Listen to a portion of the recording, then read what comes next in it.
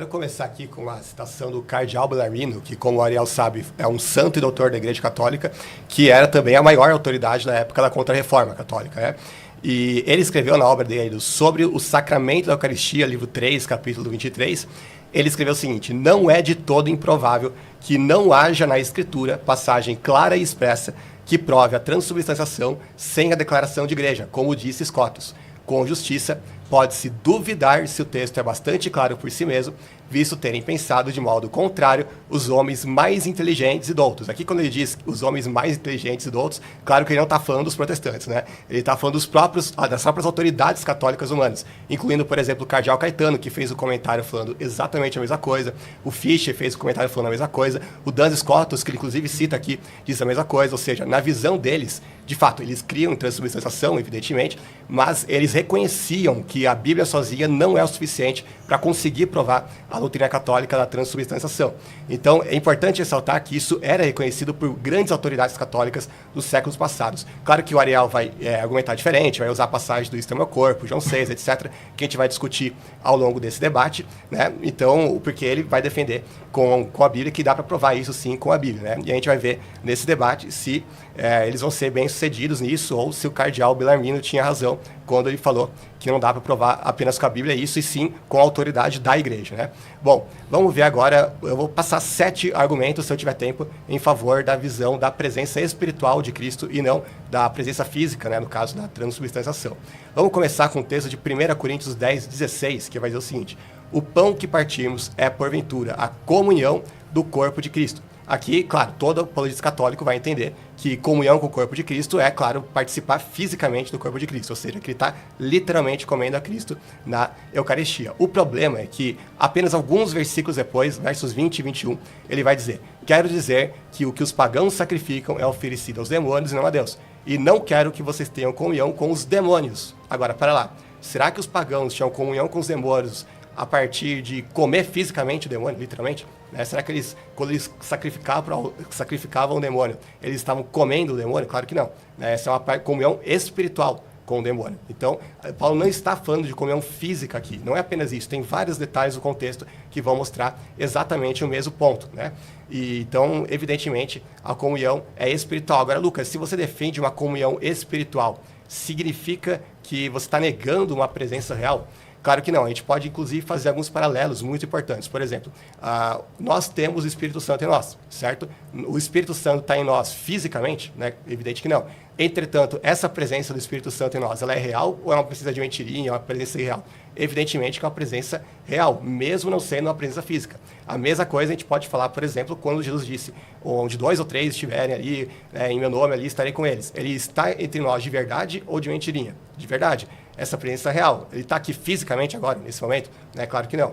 Então, para ser uma presença real, não demanda que seja necessariamente uma presença física, como muitos apologistas católicos vão alegar, né, como se só eles defendessem a presença real, por eles defenderem a ideia da transubstanciação.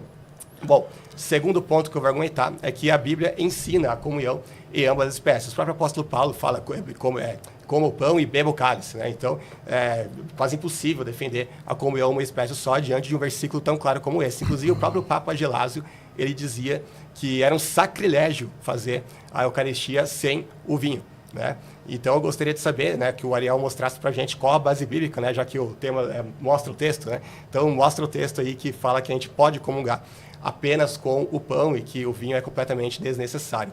Terceiro argumento: o sacrifício de Cristo foi único e a Bíblia nada fala dele precisar ser atualizado. E se a gente vai lá para Hebreus 7:27, um texto, aliás, o livro inteiro de Hebreus fala muito disso, ele vai dizer o seguinte: ele não precisa oferecer sacrifícios diariamente, porque ele fez isso de uma vez por todas, quando ofereceu a si mesmo. Agora, o Concílio de Trento vai definir que a missa é um verdadeiro sacrifício, e além disso, que Cristo sacrifica a ele mesmo. Cristo é o sacrificador e a vítima ao mesmo tempo. Eu gostaria de saber qual a base disso na Bíblia, particularmente no livro de Hebreus, que vai falar muito disso, e eu não encontro nada ali falando de sacrifício ser atualizado ou alguma coisa do tipo. Quarto argumento: o corpo de Jesus não é onipresente para estar fisicamente nas hóstias consagradas no mundo todo. Atos 3:21 vai dizer: é necessário que o céu o contenha até os tempos da restauração de tudo. Então, na Bíblia, o corpo de Jesus, fisicamente, está num lugar específico. Esse lugar é o céu. Óbvio que, pela sua divindade, ele está em todos os lugares, porque ele é onipresente. Mas, fisicamente falando, o corpo dele está no céu e ele vai continuar lá até o seu retorno para encontrar a igreja, onde ele vai voltar a estar conosco corporalmente. Então, como que ele poderia estar conosco todos os dias, né, em milhões aí de hóstias consagradas no mundo todo, se a Bíblia vai deixar bem claro, não só nesse texto, mas em inúmeros outros, que Cristo se ausentou da presença física dele nessa terra, né? Quinto argumento, eu vou tomar um pouco de água, porque minha garganta já está seca aqui. Vamos lá. A transubstanciação viola o próprio conceito de sacramento. Por quê? Porque um conceito de um sacramento é um sinal visível da graça invisível. Mas, na visão católica romana, a Eucaristia católica, no caso a transubstanciação, significa que é a própria graça, a própria realidade. Ou seja, eles simplesmente aniquilam o sinal. O sinal não existe na prática. A gente pode ver, por exemplo, Agostinho, que ele vai refutar essa opinião, uma carta muito famosa, na carta 98, a Bonifácio, onde ele escreve o seguinte: em virtude dessa semelhança, os sacramentos são chamados pelo nome da realidade com a qual se assemelham. Assim, em certo sentido, o sacramento do corpo de Cristo é o corpo de Cristo. E da mesma forma, o sacramento da fé, falando do batismo, é a fé. Com base nisso, o apóstolo disse em relação ao sacramento do batismo: de sorte que fomos sepultados com ele pelo batismo na morte. Ele não diz, nós temos significado que fomos sepultados com ele, mas sim que nós fomos sepultados com ele. Ou seja, veja que ele faz uma comparação aqui da ceia com o batismo. E ele diz que, em certo sentido, qual católico falaria que Cristo está apenas em certo sentido, né, no sacramento da Eucaristia? Nenhum. Ele fala isso e ainda faz um paralelo claro com o batismo. Ele vai dizer que, não, apesar de, obviamente, a gente não ser fisicamente, literalmente sepultado no batismo, porque um padre ou um pastor que fizesse isso seria preso, né, com bastante razão, graças a Deus, mas, no entanto, é uma verdade espiritual que Paulo fala usando uma linguagem como se fosse literal mesmo, né, que nós fomos sepultados com ele no batismo. Né? Então, por quê? Porque os sacramentos, vou repetir aquilo que Agostinho disse, os sacramentos são chamados pelo nome da realidade com a qual se assemelham, mesmo não sendo a própria realidade. Inclusive, tem vários versículos bíblicos que vão fazer essa afirmação a respeito do batismo. Por exemplo, Gálatas 3:27. Pois os que em Cristo foram batizados, de Cristo se revestiram. Esse revestimento de Cristo é físico. Nem os católicos afirmam isso. 1 Coríntios 12:13. Pois em um só corpo, todos nós fomos batizados em um único Espírito. E a todos nós foi dado beber de um único Espírito. Será que quando ele fala do corpo ali, literal, né? Será que quando ele fala de beber do único Espírito, ele está falando literalmente também? É evidente que não, ninguém bebe, né, o Espírito Santo. Então, com relação ao batismo, o sacramento do batismo, a gente vê que a Bíblia vai estar cheia de figuras de linguagem ou de espiritualizações a respeito do sacramento, que é tão importante quanto o sacramento da Eucaristia, e usando linguagens semelhantes. Agora, quando chega, e os próprios católicos vão reconhecer isso, quando chega na questão do batismo, que toda hora em relação a algo que é espiritual. Agora, quando chega na questão da Eucaristia, aí a lógica muda completamente e eles interpretam tudo ao pé da letra, né, da forma mais grosseira possível. Então é uma contradição de termos, né?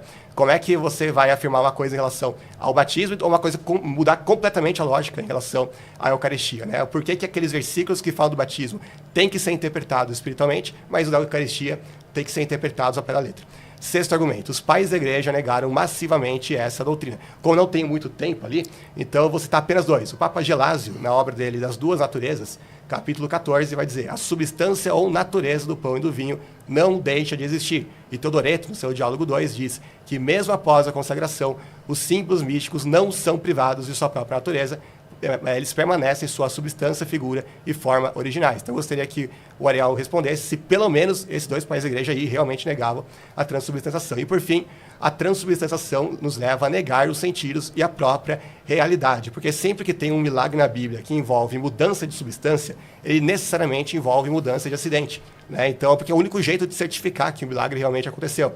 Então, por exemplo, imagina se Moisés chegasse na presença do faraó, pegasse a vara dele, jogasse lá e falasse, tá aí, virou uma cobra. Eu falaria, como assim? A vara continua uma vara, não estou vendo cobra nenhuma aí. Não, mas acredite, porque substancialmente é uma cobra, apenas os acidentes é uma vara, então parece vara, mas não é vara, né? O que o faraó ia pensar disso? Ele ia falar, nossa, realmente, Moisés, né? Você tem razão. Claro que não, né? Ia mandar Moisés embora e nunca mais ia falar nada com ele, né? Então, os milagres, a transubstanciação, na verdade, seria o único milagre bíblico que exige que se negue todos os 5 sentidos. O problema é que Cristo não ilude os nossos sentidos. Ele provou a sua ressurreição justamente dizendo para Tomé, vede, né, toca aqui, vê que um espírito não tem carne nem ossos. Ok. E tá, beleza, acabou. Ok, maravilha. Vou passar aqui os 10 minutos agora para o Ariel. Obrigado, Ariel, por ouvir sem interrupção. E, nesse caso, eu acho que o Ariel sai perdendo porque o Lucas fala em 2x. Ele fala muito rápido, né? Sim, número de palavras do Lucas vai ganhar.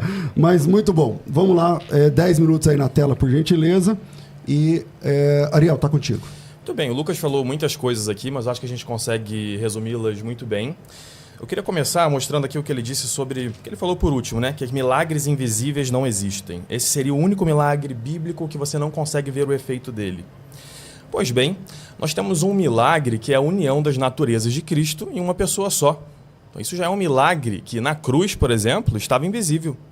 As pessoas não conseguiam ver a divindade de Cristo ali. Inclusive diziam, se és o Filho de Deus, desça agora da cruz. Então é uma coisa que é invisível. Depois, a união de Cristo com o Pai e o Filho, as 3 pessoas em uma natureza só, que todos os cristãos que aceitam o Concílio de Nicéia concordam, também é algo invisível. Tem várias coisas, vários milagres que são assim, os milagres que têm mais a ver com a natureza divina, que é sobrenatural, que está muito acima da nossa realidade. De fato, a gente precisa entender bem. O Lucas falou várias coisas aqui, a gente tem bastante tempo para ir refutando durante o debate, afinal de contas elas vão se repetir diversas vezes com nuances. Por exemplo, o conceito de natureza, o conceito de símbolo, de representação, a gente vai falar mais sobre isso. Mas como esse é o meu primeiro momento, eu queria trazer uma reflexão, que para a gente entender bem a Sagrada Escritura, a primeira coisa que a gente tem que fazer é entender o que as pessoas que estavam ali entendiam. O que os judeus do primeiro século pensavam quando Jesus dizia aquelas coisas? O que eles tinham ali no seu imaginário? E a gente só entende bem a Eucaristia quando nós lemos aqui o Sermão da Montanha, Mateus 5, versículo 17 em diante, Nosso Senhor diz o seguinte aqui. Não penseis que vim abolir a lei e os profetas. Não vim abolir, mas completar. Em verdade vos digo, antes que passem o céu e a terra, nem a mínima letra ou traço serão tirados da lei, até que se cumpram todas as coisas. E veja, às vezes a gente passa rápido por isso aqui, mas os judeus e os ateus não passam rápido por essa passagem. Eles dizem que tem várias coisas que são do Antigo Testamento que a gente não cumpre no Novo. E se a gente não assume que a Eucaristia é uma presença física e real de Jesus Cristo, nós estamos dando munição para os judeus e para os ateus, porque assim a gente não completaria o Antigo Testamento. E para entender isso, a gente tem que voltar para os tipos de sacrifício que existiam no Antigo Testamento. Então, o primeiro sacrifício, que está lá, são todas as páginas de Levítico, né? Vão falando dos tipos de sacrifício. O primeiro deles é o holocausto, o olá, onde você queima tudo para Deus, a entrega completa para Deus. Isso Cristo não suprimiu, ele trouxe isso na sua entrega na cruz, sendo obediente até a morte, morte de cruz. Depois nós temos as oblações, que são a minhá, onde o sacerdote come parte e outra parte é queimada para Deus, é um sacrifício de adoração que está em Levítico 2. E nesse momento eles comem farinha, né, o pão sem fermento, com azeite e também incensam a oferta. Depois nós temos o sacrifício pacífico em Levítico 3, que são as shlamim, onde a família que está oferecendo aquele sacrifício a Deus e os sacerdotes também comem. É um sacrifício de comunhão e ação de graças. Depois temos os sacrifícios pelo pecado, que é o quarto tipo de sacrifício, que são o Hatat e Asham, onde os sacerdotes comem ou tudo é queimado, Levítico 4. E por fim temos o sacrifício da pertença à aliança, que é o sacrifício do Pêssar, ou seja, o sacrifício da Páscoa. Nesse, a família precisa comer a carne do cordeiro que é sacrificada. É o rito de pertença que está em Êxodo 12, versículos 8 a 11, onde eles comem o cordeiro e também os pães ázimos. E por que eu trouxe todas essas passagens aqui? Porque uma coisa que é obrigatória em vários desses sacrifícios, especialmente o sacrifício da Páscoa e o sacrifício de ação de graças, né, que inclusive é o significado de Eucaristia, nós temos uma passagem em que algumas pessoas pensaram, Arão e seus filhos, que não era necessário comer realmente ali aquela carne. E a gente pensa, às vezes, no sacrifício de Cristo na cruz e lembra dos sacrifícios do Antigo Testamento só nesse aspecto de matar a vítima para Deus. Mas muitas vezes esquecemos de que era necessário comungar da vítima. E por que era necessário comungar? Moisés explica isso para a gente em Levítico 10, com palavras bem fortes. Levítico 10, versículo 16, nós temos aqui. Moisés indagou acuradamente acerca do bode da oferta pelo pecado e viu que ele havia sido queimado. Irritado com Eleazar e Itamar, os filhos que restaram a Arão, disse-lhes: Por que não comestes a oferta pelo pecado no lugar santo? Pois é coisa santíssima que o Senhor vos concedeu, para que retireis a culpa da comunidade, fazendo a expiação diante do Senhor. Veja, um sacrifício que não é comungado, que não é comido, literalmente, não traz a culpa da assembleia para dentro daquele sacrifício. Era necessário que aquilo ali realmente fosse comido. É isso que Moisés está instruindo aqui a Arão e aos seus filhos. Se nós vamos agora para o Novo Testamento e temos um novo sacrifício, se nós levamos a sério o que São Paulo diz, ou enfim, o autor da carta aos Hebreus diz em Hebreus 8:5, de que Moisés copiou o que viu e que Cristo é melhor, que ele copiou aquelas coisas que ele viu de Cristo, temos que entender então aqui que Moisés ficou tão irritado em Levítico 10:16, porque o que ele viu no céu não estava sendo feito pelos seus sacerdotes. E o que ele viu no céu é que a carne precisa ser consumida para que o pecado passe para ela. Se isso não acontece, ou se fosse um detalhe simples, Moisés não teria dito isso aqui. E se nós não comemos de fato a carne de Jesus Cristo nesse sacrifício, nós estamos então dando argumentos para os judeus e para os ateus, e é por isso que a gente vê uma debandada forte de muitos pentecostalistas para dentro do ateísmo, né? Vários ex-protestantes aí estão virando apologetas ateus, porque a gente trata com superficialidade as coisas que a Escritura traz. Quando a Escritura diz que Moisés viu e copiou, e Moisés se estressa aqui porque o sacrifício não é comido, nós temos que levar isso a sério. Outro aspecto também é que os judeus do tempo de Cristo estavam esperando um novo Moisés. Deuteronômio 18, 15 a 19 vai trazer isso para a gente, que um novo profeta seria trazido, e todos concordamos que é Jesus Cristo. Pois bem, o novo Moisés é o próprio Deus, que é Jesus Cristo. Eles esperavam uma nova aliança. Em Jeremias 31, versículo 31 a 34, a aliança verdadeira. Essa presença de Deus dentro do coração da pessoa, que é o próprio Deus. No Antigo Testamento era mediado, agora é direto com Deus. Temos um novo templo, segundo profetizado por Ezequiel, do capítulo 40 até 48, em que antes era construído por mãos humanas, e hoje é o próprio corpo de Cristo. É Jesus, o próprio templo de Deus. E temos uma nova terra prometida, que não tem coordenadas nesse mundo, porque é a vida com o próprio Deus. A vida eterna é esta, conhecer ao meu Pai. É isso que Jesus nos ensina. Ora, se o novo Moisés é Deus, se a nova aliança é com o próprio Deus, se o novo templo é Deus, se a nova terra prometida é Deus, o novo maná, como Jesus traz em João 6, precisa realmente ser Deus.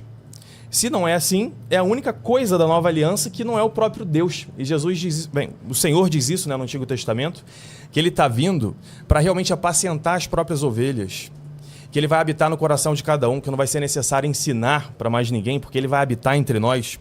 Então só há coerência nessa completude do Antigo Testamento, o Antigo Testamento se completando no Novo, se nós aceitamos que o novo maná é o próprio corpo de Cristo. E a gente já pode ir então para João 6, o Banzoli tem vários artigos sobre ele, muito interessantes e talvez um pouco exasperados naquele tempo, né? Que já faz um tempinho que você escreveu ele. E nós temos aqui um crescendo em João 6. Jesus começa a falar espiritualmente da fé, e conforme os judeus vão se assustando com o que está acontecendo ali, Jesus, em vez de mostrando o significado dessas coisas, ele vai recrudescendo mais ainda, até que ele chega no versículo 51, e ele diz: Eu sou o pão vivo descido do céu. Quem come desse pão viverá eternamente. O pão que eu darei é a minha carne para a vida do mundo. Esse cálice, né, que nós levantamos é a nova aliança em Cristo. Quando um padre levanta o sacrifício de Cristo na cruz, quando ele levanta ali aquele pão e aquele vinho, o pão e o vinho rasgam, assim como Moisés rasgou o Mar Vermelho, ele rasga o espaço e o tempo. E nesse momento nós nos conectamos com o sacrifício de Cristo na cruz, e nesse sacrifício de Cristo na cruz nós recebemos a carne e o sangue de Jesus. Assim nós cumprimos plenamente o que o Antigo Testamento traz, em Levítico 10:16, que esse sacrifício precisava ser comungado, que a gente precisava realmente comer, senão esse sacrifício não seria válido. O que nós comemos, esse pão e esse vinho, que nós recebemos na Eucaristia, e você disse, vocês só recebem o pão. Eu, por exemplo, comungo todos os dias em pão e vinho, onde eu vou, na minha paróquia. Então não é também assim, preto no branco. A gente pode explicar um pouco melhor nos outros momentos como isso funciona, mas enfim, agora só para trazer isso, que não é absoluto. Então, quando comemos esse pão, quando bebemos esse vinho, graças a esse milagre de nos unir com o sacrifício de Cristo, que é necessário que todos creamos nisso, senão a gente não é salvo, ele abre o espaço e o tempo. Se Deus conseguiu abrir o Mar Vermelho, né? E Deus pode todas as coisas, por que ele não pode abrir o tempo, o espaço, nos conectar com Cristo na cruz e então comungarmos do seu corpo e do seu sangue? Só assim se completa o Antigo Testamento. Se não comemos a carne de Cristo, esse sacrifício não é válido. Ok. Eu vou passar os 10 minutos aí pro Banzoli. Bebe água aí, Banzoli. Precisa mais água. 10 minutos, já pode trazer mais água. Uma pergunta só que eu queria fazer antes, porque o Banzoli falou que você, o Papa lá falou que se a comunhão sem o vinho seria uma blasfêmia, e você está dizendo um sacrilégio, você está dizendo que você participou com o vinho. Mas sim. A maioria dos católicos é sem vinho, né? Depois, nos próximos 10 minutos, eu trago mais explicação sobre isso. Beleza. Tudo certo aí? Coloca o tempo, por favor. Só espera aí que vai aparecer o tempo, aí a gente consegue se nortear.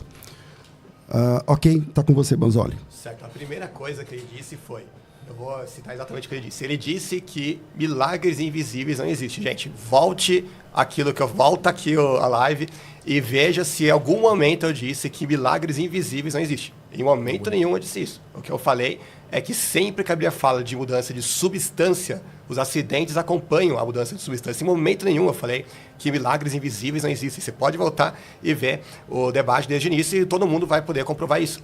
Né? Então, não adianta nada ficar citando a união hipostática, a união de Cristo com o Pai e com o Filho. Eu não estou negando nada disso. Nada disso envolve mudança de acidente, mudança de substância sem implicar em mudança de acidente. Eu queria ver se mostrar um texto onde isso ocorre. Né? Inclusive, eu estava terminando minha fala e aí eu fui cortado porque o tempo tinha acabado.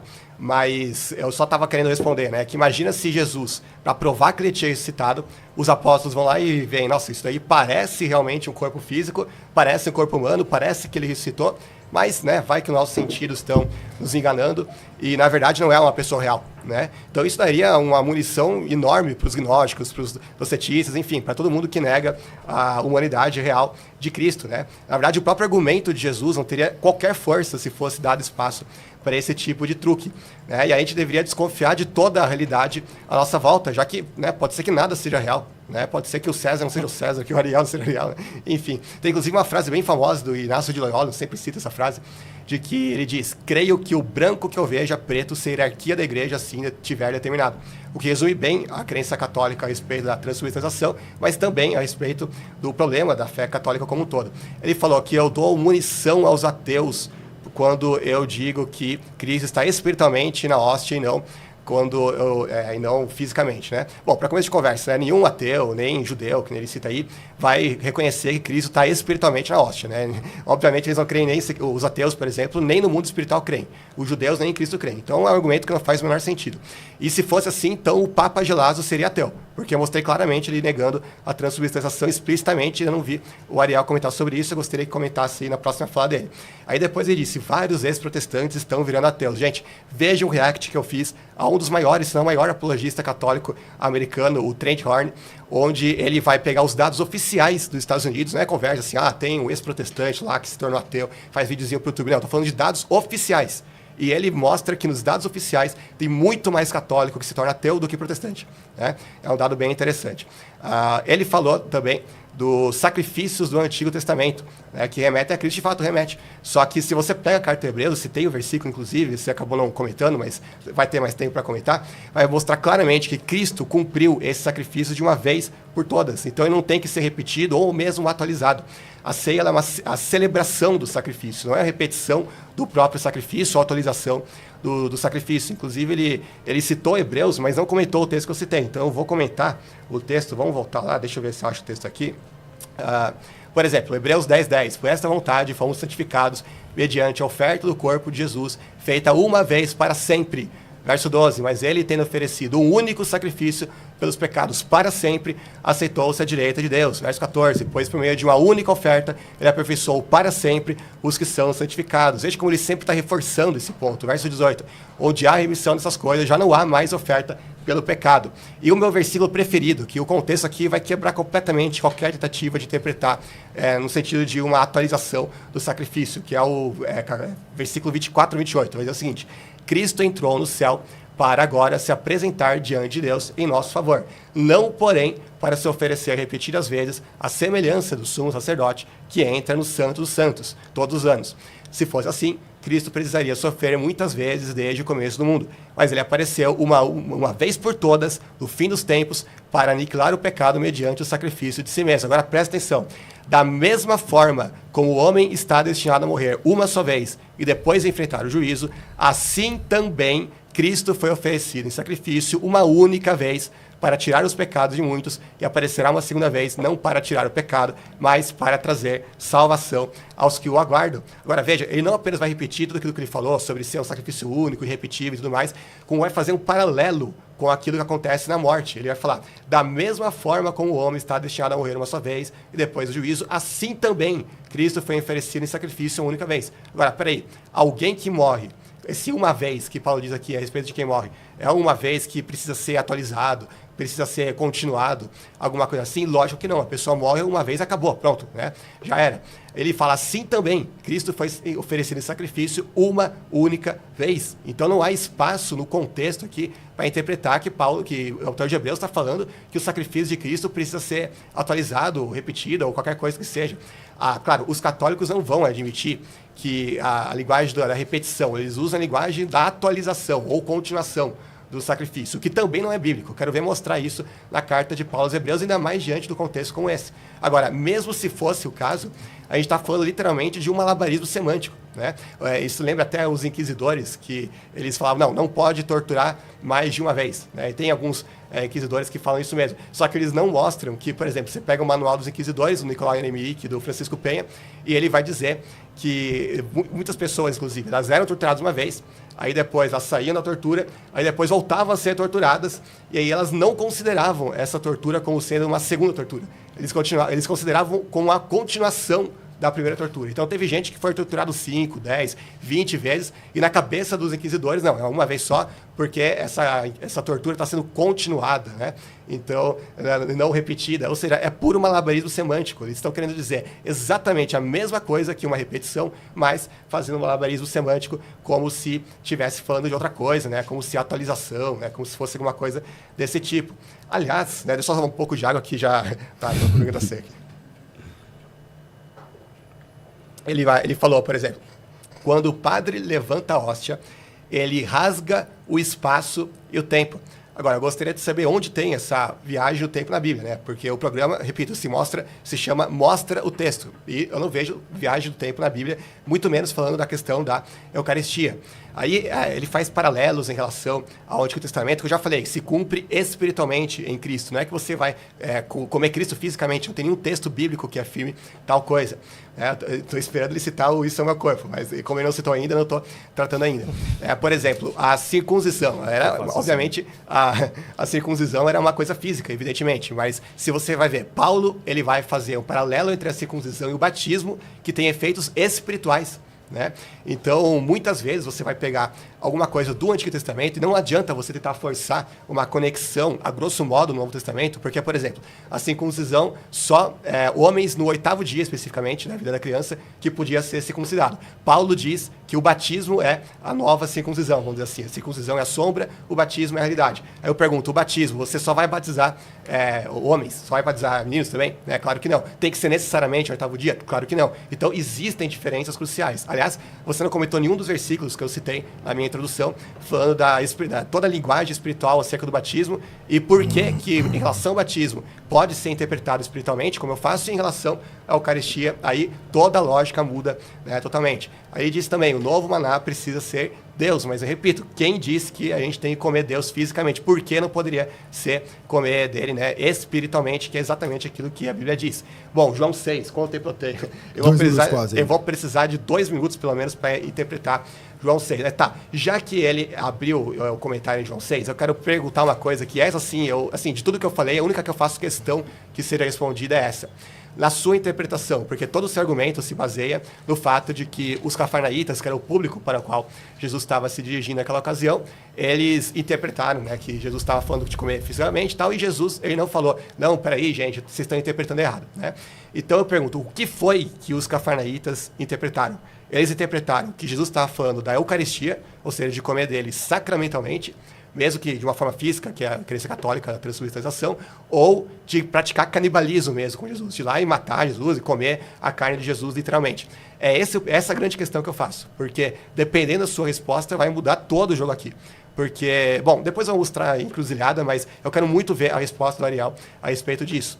Ainda sobre João 6, deixa eu ver, 50 segundos, tem um texto lá, no versículo 54, Jesus vai dizer: todo o que come a minha carne e bebe o meu sangue tem a vida eterna, e eu o ressuscitarei no último dia. O grego aqui, quando fala come, bebe, está no particípio presente. Inclusive, quem me garantiu isso foi o professor Matheus Angel, que inclusive já te desafiou para um debate aí, não sei se você vai aceitar ou não.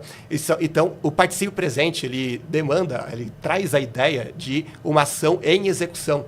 Agora, como é que aquelas pessoas poderiam comer e beber de Cristo naquele momento se ele estivesse falando da Eucaristia? Se a Eucaristia seria implementada 1 ano depois daquilo, né? Óbvio que implica que ele estivesse falando de algo que podia ser feito naquele momento. Aí você vai pegar todo o contexto, que eu não vou ter tempo aqui, porque eu tenho 9 segundos, e você vai ver que ele sempre fala que por detrás da linguagem do comer e beber, ele está falando de crer nele, e não de comer e beber fisicamente. Okay. Gostou desse vídeo? Se inscreva no canal, curta e compartilhe. Nos vemos no próximo vídeo.